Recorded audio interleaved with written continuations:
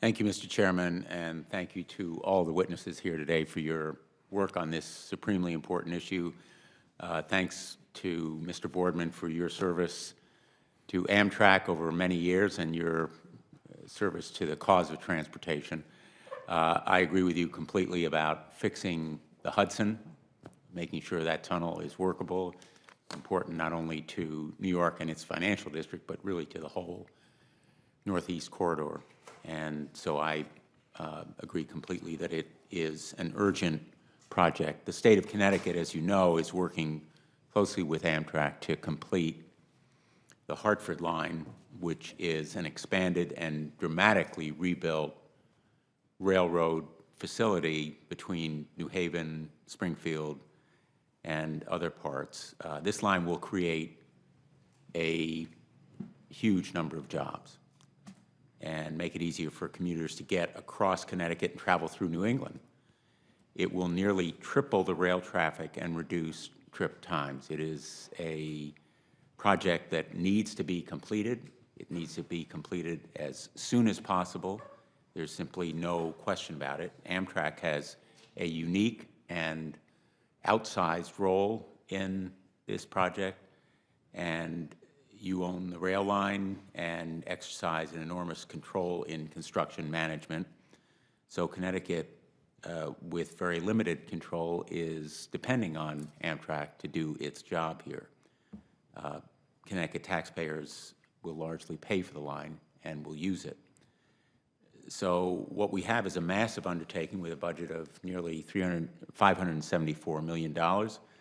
And of course, that number reflects some cost overruns, as you're well aware. Many will be borne by Connecticut residents, well beyond the initial cost of $365 million.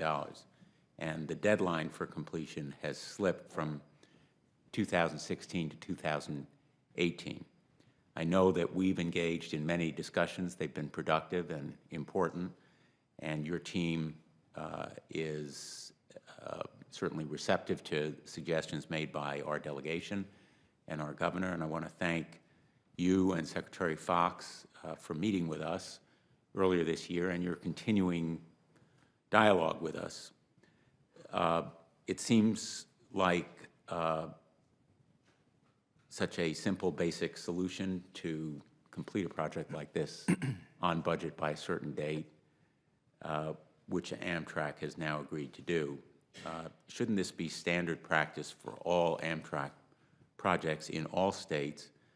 And can you assure us that this budget and this timetable in Connecticut will be met? Yes, it should be standard practice, Senator. It hasn't always been standard practice, and don't ask Tim any of that right now either with Michigan. So we've had our challenges there as well. We have improved the way that we're handling that. I believe our new chief engineer is very different in his focus and his effort to get this delivered. So I'm confident that we will get it delivered.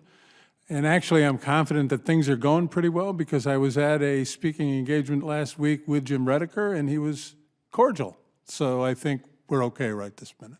We'll know it's really working when he's more than just cordial, when he actually gives a slap on the back. And he was smiling, yes. Yes, sir. Well, but very seriously, I hope we can have your continuing oversight here yes, sir. In the time that you have remaining, because it is so critical that this project remain on track. And I assume that you believe that there's every indication that it will be moving forward on the timetable and budget that's been set. Yes.